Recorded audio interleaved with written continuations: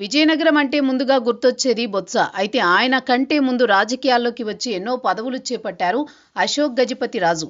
రాజవంశీయుడైన అశోక్ గజపతిరాజు కేవలం సంప్రదాయ రాజకీయాలు మాత్రమే చేస్తారు. ఎటువంటి హంగు ఆర్భాటం ఉండదు. ఇటువంటి సమయంలో జిల్లాలో తూర్పు కాపు సామాజిక వర్గం నుంచి నాయకుడిగా ఎదిగారు బొత్స.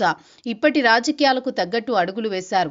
కులముద్ర చాటుకొని బలమైన నాయకుడిగా ఎదిగారు. ఒకానొక దశలో ముఖ్యమంత్రి పదవి సైతం అలంకరిస్తారని ప్రచారం నడిచింది.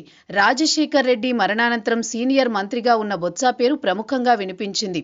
ఎందుకంటే ఆయన తూర్పు కాపు సామాజిక వర్గానికి చెందినవారు, ఆపై బీసీ నేత. అయితే రోసయ్యతో పాటు కిరణ్ కుమార్ రెడ్డి ముఖ్యమంత్రి పదవి అందుకోవడంతో దానికి సమానమైన పదవిగా ఉండే ప్రదేశ్ కాంగ్రెస్ కమిటీ అధ్యక్షుడిగా బొత్స ఎంపికయ్యారు. రాష్ట్రంలో ఏ పార్టీ అధికారంలో ఉంటుంది అనేది విజయనగరంలో ఉండదు.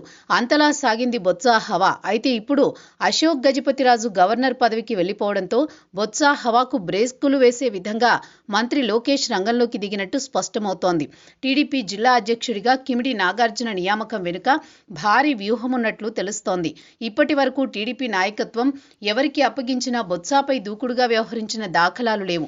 అంతలా ఉండేది ఆ కుటుంబ ప్రాబల్యం. అశోక్ గజపతిరాజు క్రియాశీలక రాజకీయాల నుంచి తప్పుకోవాల్సి రావడంతో ఇప్పుడు హైకమాండ్ ఆ జిల్లాపై దృష్టి పెట్టింది. ఎట్టి పరిస్థితుల్లో బొత్స కుటుంబ హవాకు బ్రేకులు వేయాలన్నది లోకేష్ వ్యూహంగా తెలుస్తోంది. అందుకే కిమిడి నాగార్జునకు ఆ బాధ్యతలు అప్పగించినట్టు సమాచారం. ఇప్పటికీ ఆయన డీసీసీబీ చైర్మన్ గా నియమితులయ్యారు.